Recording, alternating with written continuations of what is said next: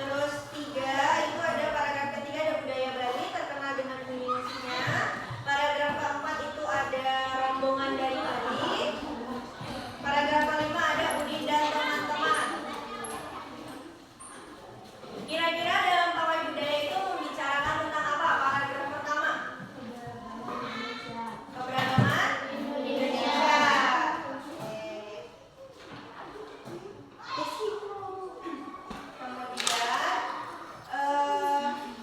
di dalam teks juga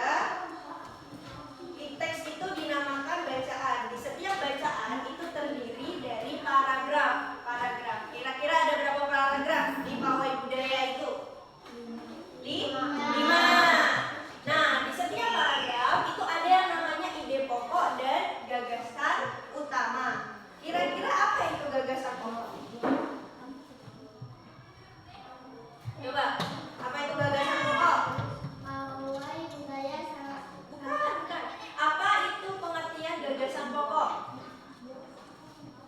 Gagasan pokok adalah ide utama yang dibahas dalam suatu bacaan dapat berupa kalimat inti atau bentuk pokok paragraf. Sedangkan gagasan pendukung adalah uraian atau tambahan informasi untuk gagasan pokok. Gagasan pokok biasanya berada di awal kalimat.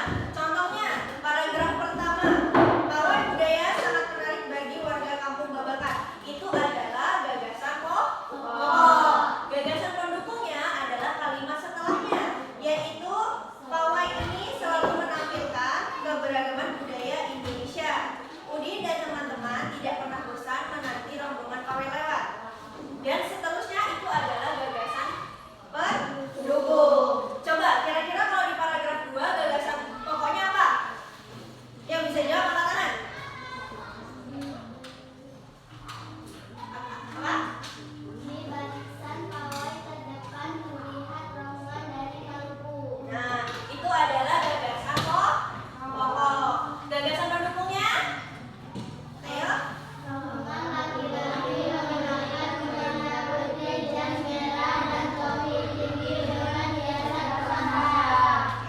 Berarti gagasan pokok itu kalimat yang berada di awal. Sedangkan gagasan pendukung itu kalimat setelah gagasan pokok. Sampai sini paham? Paham.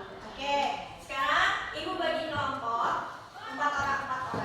Jadi kan ini kalian ibu bagi kelompok 4 ya. Kamu kerjain, kamu 3, paragraf 4, paragraf 5. Kalian cari gagasan pokoknya, gagasan pendukungnya di paragraf keempat, ketiga, keempat, dan kelima.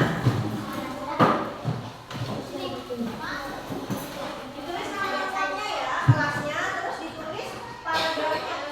Di sini bawahnya tulisan paragraf 3.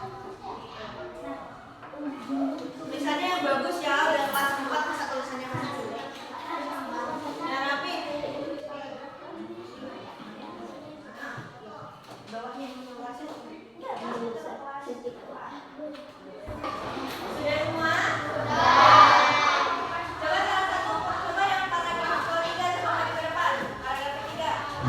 Bacain ya, yang keras ya.